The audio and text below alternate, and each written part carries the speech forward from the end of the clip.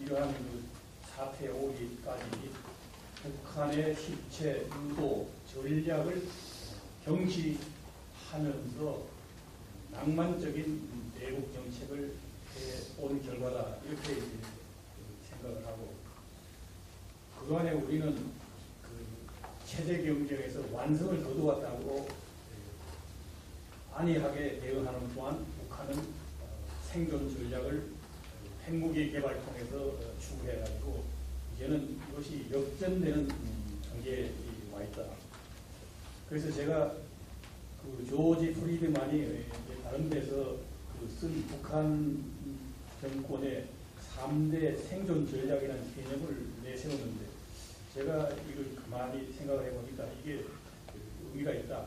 그래서 3대 생존 전략을 적절히 결합을 해서 지금까지 생존을 해왔고, 또 그 연장선상에 있다. 이렇게 보는데, 그 첫째는 북한은 무시무시한 나라다. 당장 뭐 휴전선에 방사포, 장거리포 이런 거 가지고 서울 불바다 만든다는 것만 해도 이것을 대응하면은 전쟁이 재발할지도 모른다. 이런 것 때문에. 그리고 이제 핵 개발 뭐 이런 것도 마찬가지로 김영삼 정부 때 뭐 미국의 그 북한 핵시설 파괴 이런 데서 한국이 이제 다리를 거는 이런 것이 있었는데, 이게 바로 이제 북한의 겁주기 전략과 연결이 되어 있다. 그래서 결국 관련국들이 육자회담을 개최하고 여러 가지 당근을 제공하면서 핵 개발을 포기하도록 했지만 이게 성공하지 못했다. 그리고 이제 우리가 특히 문제가 되는 것은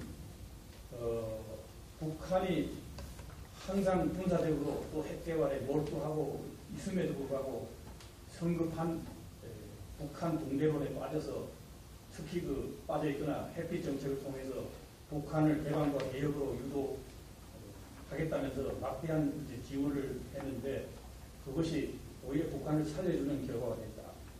두 번째로는 이제 취약한 나라로 위장하는 전략입니다. 그런데 이제 북한은 곧 붕괴될 나라이다 하는 인식을 우리만 그렇게 생각하는 게 아니라 북한이 고의적으로 그렇게 한다.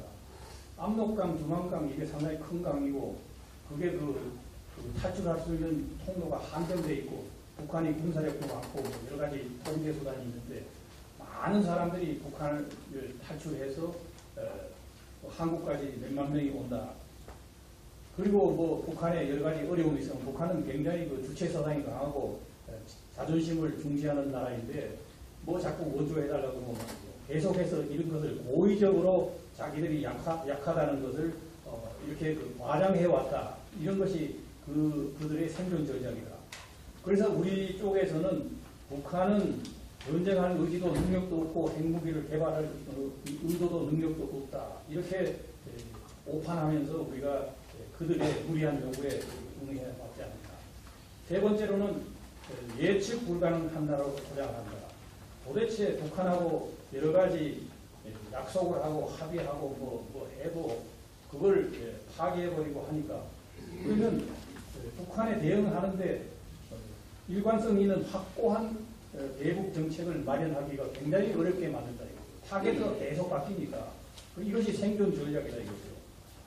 그런데 특히 지금 와서 보면은 뭐 과거에도 그랬지만은 1인 독재 체제인데 김정일 자체가 이게 완전히 그 예측 불가능한 인물이다.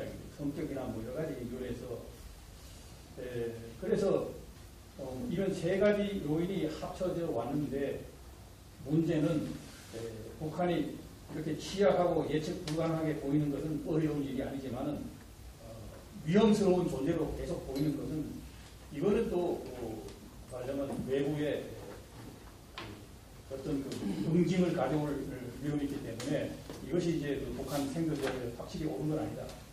그런데 이제 제가 추가해서 설명드릴 것은 우리의 대응 전략 방향에 대해서, 이제 첫째는 핵무기에는 핵무기로 대응할 수밖에 없다는 이제 주장이 일반적인 주장입니다. 그런데 남북한만 비교하면 이건 맞는 얘기인데, 우리의 방위는 한미 연합 체제로 돼 있고 미국은 압도적인 첨단 군사력을 가지고 있기 때문에 북한 핵 위협이 사실은 문제가 아니다.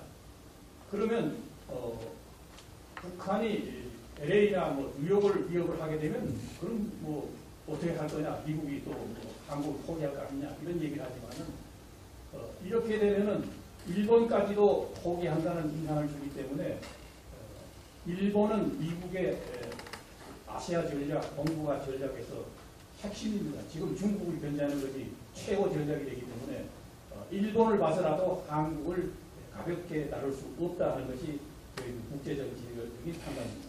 그 다음에 핵을 독자적으로 개발할 수 있겠느냐? 이게 실질적으로 어렵다는 것이 이제 제 얘기고. 그 다음에 우리가 핵을 개발해서 공포의 균형을 유지한다 하더라도 북한같이 이렇게 예측 불가능한 대상은 여전히 그것만 가지고 우리가 그 안보를 보장할 수 없다. 그 다음에 이제 전술핵 재배치인데 이거는 전술핵이 우리의 것이 아니고 미국의 것인데 미국이 여기에 이제 합의를 해야 되는데 유럽과 비교해서 유럽은 뭐 하는데 왜 한국은 안 되느냐 이런 얘기를 하는데 유럽은 이제 러시아라는 막강한 핵 국가와 이제 대결 상태에 있고 그 유럽의 그 여러 가지 그 전략적인 요소들이 동북아보다도 엄청 크기 때문에 그것은 기존의 뭐 상태지만 지금 상황에서 미국이 한반도에 그 전술핵을 재배치하려는 결정을 하지 않을 것이다. 그리고 지금 미국의 로널드 레이건 호라든지 또 전략 폭격이라든지 핵 잠수함이라든지 이것이 한반도에서 즉각 투입할 수 있는 이런 상태에 있기 때문에 전술핵을 배치하지 않더라도 자기들이 얼마든지 효과를 거둘 수 있다. 그래서 저는 이 미국과의 협력이 중요한데 동맹은 공짜가 아니다. 그래서 제일 문제가 뭐냐면 미국 사람들이 한국을 우려하는 것은 저것이 중국과 양다리를 거친다.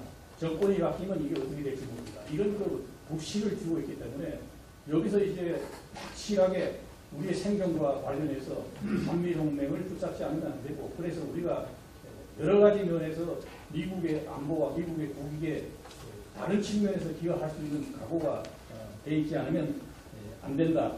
그리고 일본이 중요하기 때문에 한일협력도 한미동맹을 유지하는 차원에서 대단히 중요하다. 그 다음에 이제 뭐 여러분 아시지만 우리 사회에서 여전히 협상을 통해서 해결하자는 얘기가 많이 나옵니다. 그런데 남북한이 핵 문제를 가지고 그 협상 의제도 아마 잡지 못할 겁니다. 그러니까 이것은 뭐 가능한 얘기가 아니고 육자 회담이나 뭐 다른 방식도 이거는 과거에도 안 됐으니까 안 될 것이다. 마지막으로 이제 이거는 이제 제 자신의 생각인데 북한 생존 전략의 취약 부분을 집중 공략하자 이것입니다.